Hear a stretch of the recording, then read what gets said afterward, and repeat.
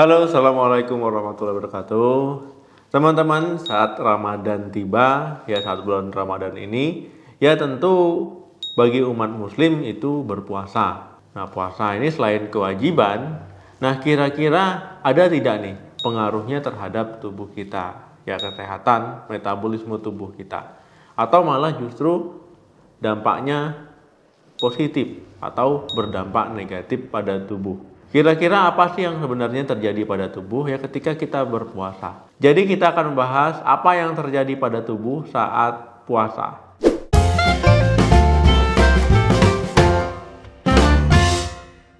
Ketika kita puasa, ya ini kita akan mengalami perubahan gaya hidup ya 1 bulan penuh ya selama Ramadan. Baik tidur kita, ya pola makan kita, aktivitas kita sehari-hari itu tentu akan mengalami perubahan. Mulai dari komposisi tubuh ya, fungsi organ, darah, cairan, serta elektrolit. Pada kondisi normal, ya gula darah ataupun glukosa dari makanan akan tersimpan di otot dan juga di hati sebagai sumber energi utama. Sebelum memasuki fase puasa, ya tubuh akan menggunakan energi ini ya sebagai energi utama supaya kita bisa beraktivitas sehari-hari.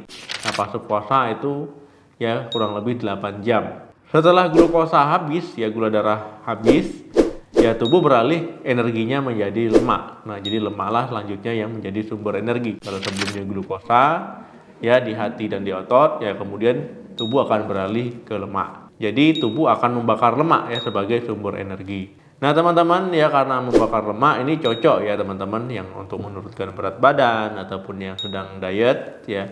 Kemudian supaya kolesterolnya juga bisa normal, kemudian juga mengatur gula darah. Nah, khususnya ya bagi penderita diabetes. Karena puasa Ramadan ini ya kita kan puasanya nggak makan, nggak minum itu kurang lebih 13 sampai 14 jam ya tergantung di daerah.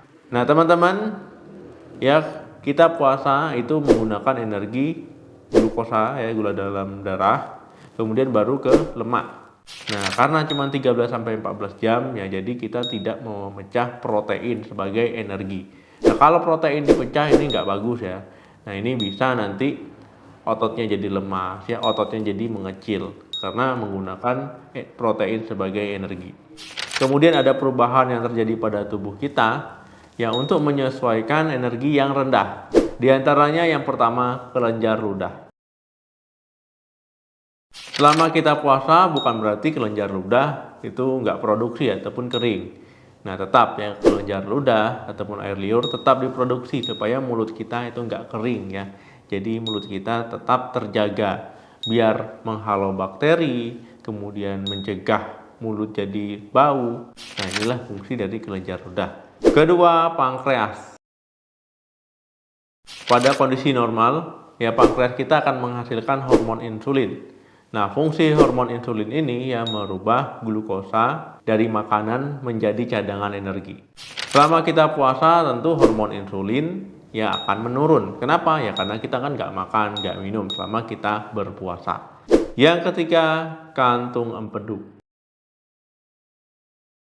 Teman-teman bisa lihat seperti di gambar ini ya empedu. Nah, jadi empedu ini memiliki fungsi ya membantu memecah lemak ya pada proses pencernaan. Selama kita puasa ya kantung empedu tentu akan menampung empedu. Nah, tetapi di sini akan lebih pekat. Nah, ini untuk persiapan ya ketika kita berbuka puasa nanti. Ya, jadi untuk membantu memecah lemak ya saat kita buka puasa. Keempat, hati. Teman-teman ya saat kita sahur ya tentu kan kita makan ya.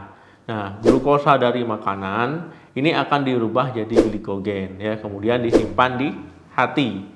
Nah, ketika glukosa di dalam darah sudah habis, ya baru nanti diambil ya glikogen tadi untuk menjadi sumber energi saat kita puasa. Kelima, lambung. Normalnya ketika kita puasa, ya kita kan nggak makan, jadi lambung kosong. Nah, ini akan menurunkan produksi asam lambung. Nah, karena apa ya? Karena nggak ada makanan di lambung kita, jadi nggak ada proses penggilingan makanan. Nah, kalau seandainya teman-teman ya lambungnya mengalami pengikisan karena asam lambung yang berlebihan, nah ini nanti terciptanya luka ataupun itulah yang menjadi penyebab luka. Keenam, usus halus dan usus besar. Usus halus dan usus besar juga akan mengalami perubahan selama kita berpuasa, mulai dari pergerakannya, ya aktivitasnya, mulai dari proses penyerapan makanan di usus halus, dan juga usus besar harus menjaga keseimbangan cairan, ya, karena kita selama puasa itu tidak minum. Puasa memicu proses detoksifikasi.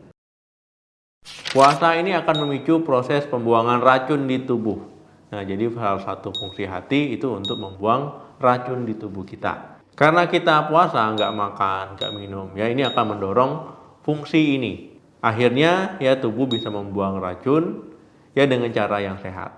Nah, tapi perlu diingat ya teman-teman, ya walaupun kita sedang tidak berpuasa, tubuh secara otomatis akan membuang zat limbah ataupun racun ini ya melalui sistem ekskresi. Mulai dari keringat, ya mulai dari sistem pernapasan, mulai dari ginjal ya kita buang air kecil, kemudian juga melalui usus besar ya ketika kita PAB. Pembuangan racun melalui puasa memang menyehatkan, tapi jangan sampai teman-teman berlebihan ya. Misalkan ya karena biar lebih sehat teman-teman saatnya berbuka puasa malah nggak buka-buka ya sampai besok tuh nggak boleh. Tip agar tubuh tetap sehat selama puasa. Asupan gizi dan juga cairan ini akan memegang peranan sangat penting ya ketika kita berpuasa. Karena memang ada perubahan ataupun ada penyesuaian ya dari gaya hidup, ya pola tidur, ya kemudian juga makan kita. Jadi untuk mencegah ya pemecahan protein di otot menjadi energi, ya tentu teman-teman harus mencukupi kebutuhan gizinya mulai dari karbohidratnya, ya lemak sehatnya, proteinnya, ya vitamin dan juga mineral. Dan juga jangan lupa untuk mencukupi kebutuhan cairan ya tetap 8 gelas satu hari. Ya jadi bisa dicicil ya selama buka sampai sahur. Kenapa penting untuk mencukupi cairan? Supaya kita tidak dehidrasi, supaya teman-teman tidak dehidrasi. Kalau dehidrasi ya tubuh nanti jadi lebih error ya. Nah, itu pentingnya untuk mencukupi kebutuhan cairan.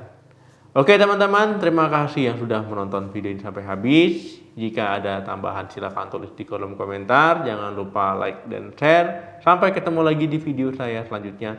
Salam sehat, sampai jumpa.